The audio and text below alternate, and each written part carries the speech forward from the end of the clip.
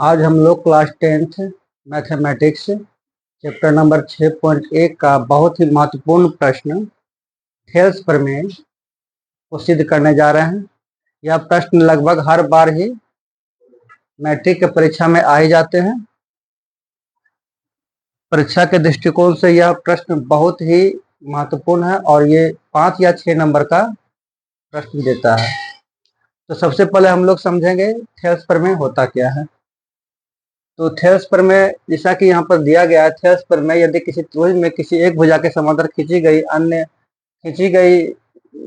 रेखा अन्य दो भुजाओं को समान अनुपात में विभाजित करते हैं। तो हम एक त्रिभुज बनाते हैं। सबसे पहले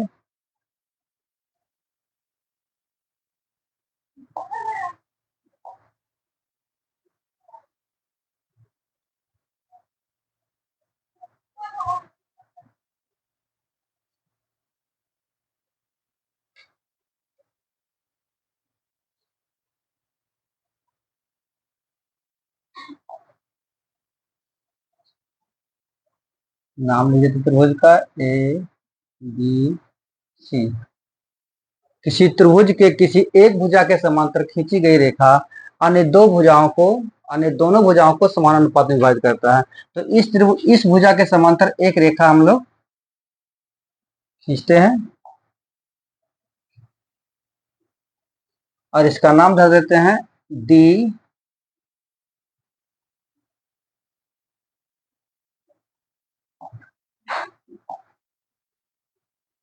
डी ई कर देते हैं।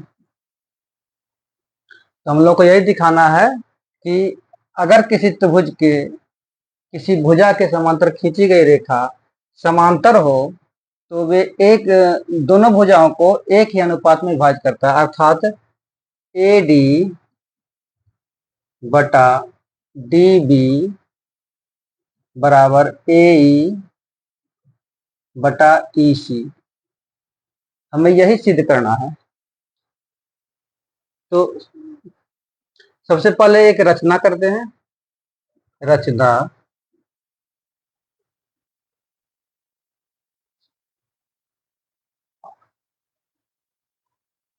रचना में क्या करेंगे हम लोग, ई से एडी पर एक लंब ई से एडी पर एक लंब खींचते हैं।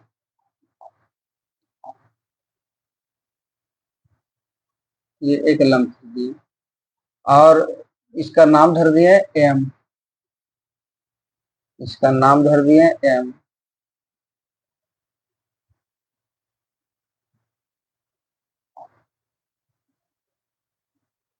और डी से ए पर पुनः एक लंब खींचते हैं।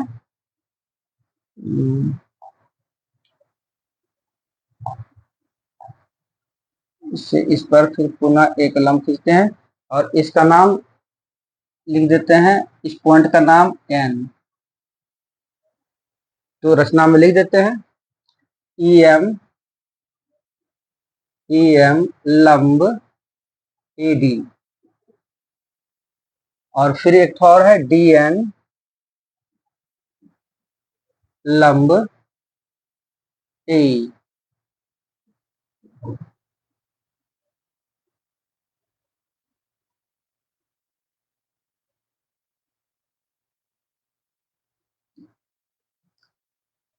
और बीई को मिलाते हैं। बीई को मिलाते हैं। बहुत पतला हो गया। ठीक है, बीई को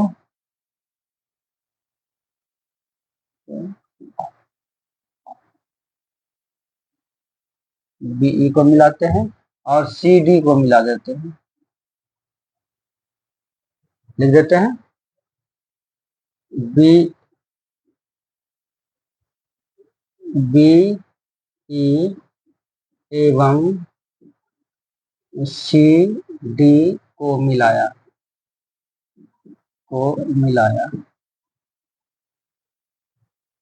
अब ऊपर में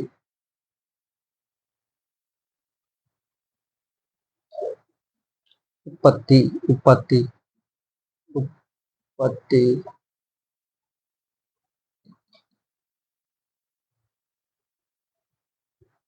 अब हम लोग क्या करेंगे, सबसे पहले इस रेखा पर जो त्रिभुज बन रहे हैं, दो त्रिभुज बन रहे हैं, ए डी ई और ई बी ई डी, ये दोनों को लेकर के चलते हैं। त्रिभुज ए डी ई का क्षेत्रफल की जगह यहाँ पर कम गया है, इसको कह ही देते हैं।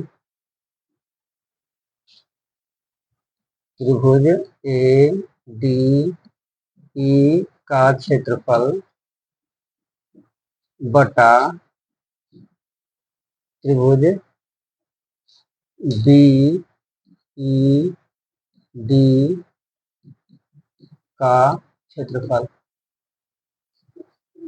त्रिभुज ए डी ई का क्षेत्रफल 1/2, आधार आधार इसका ए डी ही बनेगा, और ऊंचाई हमेशा लंब होता है, ऊंचाई हमेशा लंब होता है, ये और ये लंब है, तो लंब क्या हो गया आपका, एम ई या ई एम बटा त्रिभुज बीईडी में, बीईडी का क्षेत्रफल क्या हो जाएगा, 1/2, आधार इसका क्या बनेगा, बी डी, और ऊंचाई ऊंचाई हमेशा लंब ही होता है, तो इसका ऊंचाई एम ई ही होगा, या ई एम। अब क्या, 1/2 कट जाएगा, और ई एम भी कट जाएगा। अब क्या बचा, त्रिभुज ए डी ई का क्षेत्रफल बटा त्रिभुज बी ई डी का क्षेत्रफल बराबर ए डी बटा डी बी। बी डी लिखें या डी बी लिखें, बात एक ही है। इसको समीकरण 1 ले लिए। अब इस लाइन पर तो दोनों हो गया। अब इस लाइन ए सी पर, अब ए सी पर जो त्रिभुज बन रहे हैं उसका क्षेत्रफल का अनुपात निकालते हैं। त्रिभुज त्रिभुज ए ई डी का क्षेत्रफल बटा त्रिभुज ए ई डी हो गया ना, ई सी ई डी का क्षेत्रफल, इसका क्या होगा, 1/2, आधार आधार देखिए, आधार इसका हमेशा ए ही बनेगा, आधार ए ही और ऊंचाई डी एन, आधार ए ही ऊंचाई डी एन, जबकि त्रिभुज सी ई डी इस त्रिभुज सी ई डी क्या आ जाएगा, फिर से 1/2, आधार आधार सी ई ही होगा, ई सी करिए या सी ई करिए, और ऊंचाई हमेशा इसका यही बनेगा, ऊंचाई ऊंचाई डी एन ही होगा, क्योंकि ऊंचाई हमेशा लंब ही होता है, ऊंचाई लंब होता है तो क्या हो जाएगा, डी एन। अब देखिए ये दोनों कट गया, ये दोनों भी कट गया, क्या बचा, त्रिभुज ए ई डी का क्षेत्रफल बटा त्रिभुज सी ई डी का क्षेत्रफल बराबर ए ई बटा ई सी, समीकरण 2। अब देखिए समीकरण ए डी ई और ए ई डी दोनों बराबर ही है, लिया गया है, और दूसरा में लिया गया B E D, B E D B E D, और इसमें लिया गया है, इसमें आया है सी ई डी। ये दोनों कुछ अलग अलग दिख रहा है, लेकिन दोनों का क्षेत्रफल बराबर ही हमें सिद्ध करना होगा, तभी ये सिद्ध होगा।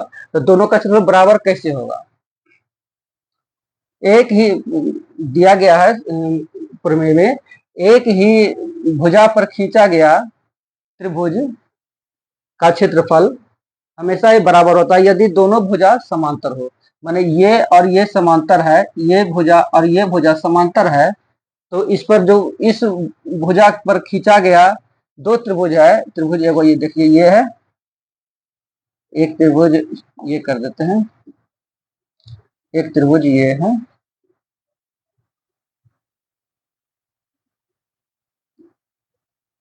ये ले लेते हैं,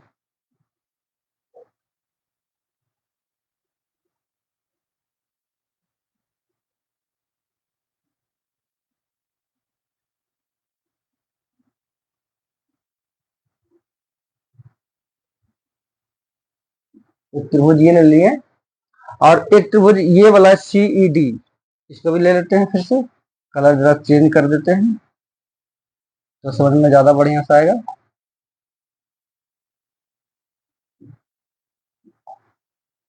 ये लेते हैं।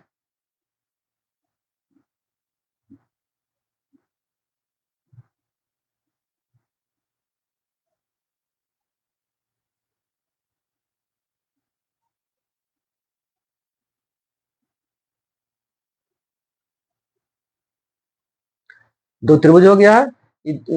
दोनों त्रिभुज का क्षेत्रफल बराबर ही होगा, क्योंकि ये भुजा ये DE समांतर BC है और दोनों त्रिभुज DE पर खींचा गया है। लिखते हैं त्रिभुज त्रिभुज BED का क्षेत्रफल बराबर त्रिभुज CDE का क्षेत्रफल, CDE का क्षेत्रफल। कारण भी ले देते हैं। कारण क्या होगा कि DE समांतर BC और दोनों त्रिभुज एक ही आधार में DE पर खींचा गया है। एक ही आधार DE पर खींचा गया है।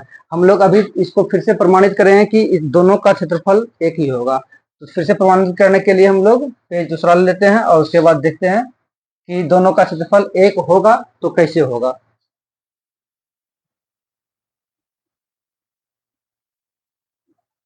तो नीचे वाला था क्या,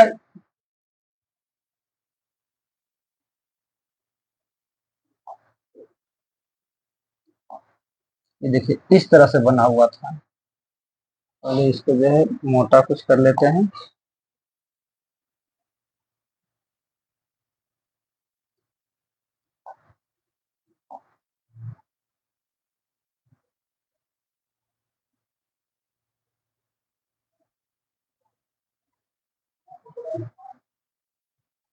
ये था,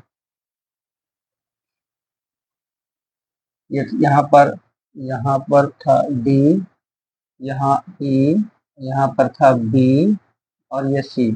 ये बना था इस तरह से, ये इस तरह से। त्रिभुज एक ये था, ये एक त्रिभुज था और ये भी एक त्रिभुज था। दोनों बराबर, दोनों का क्षेत्रफल बराबर होगा। कैसे होगा ये हम लोग समझते हैं।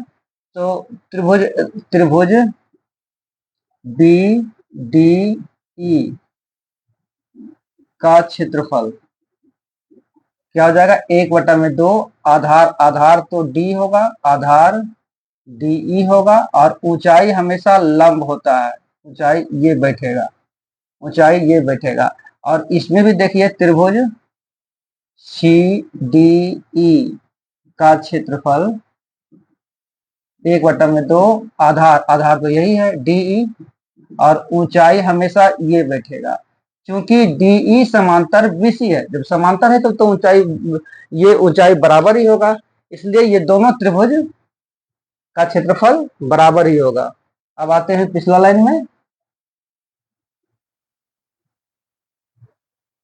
समझ में आ गया कि ये बराबर होगा। इसलिए अब BED का क्षेत्रफल क्या है, DB, और CED का क्षेत्रफल EC। इसलिए इसलिए DB बराबर EC, DB बराबर EC। अतः यही तो अब लेना हम लोगों को है, दोनों बराबर ही है। अब एक क्या कह रहा है, AD बटा DB, और दो क्या कह रहा है, EC बटा EC। यानी समीकरण 1 बराबर 2, समीकरण 1 बराबर 2। AD बटा DB बराबर ए ई बटा ई सी। देखिए ए डी बटा डी बी बराबर ए ई बटा ई सी, यही तो हमें सिद्ध करना है। यह प्रश्न बहुत ही महत्वपूर्ण है और सभी गार्जियंस को चाहिए कि कम से कम जब भी ये वीडियो किन्हीं के मोबाइल में जावे तो अपने बच्चे को अवश्य दिखाएं, क्योंकि यहाँ पर आपका 5 से 6 नंबर सुरक्षित है, ये आना ही आना है। तो ये आपका सिद्ध हुआ। वीडियो अच्छा लगे तो लाइक कीजिए, सब्सक्राइब कीजिए और दूसरे को, अपने दोस्तों को अवश्य भेजिए ताकि वो भी इस वीडियो से लाभान्वित हो गए। फिर मैं अगला वीडियो बहुत जल्द लेकर के आऊंगा। अब धन्यवाद।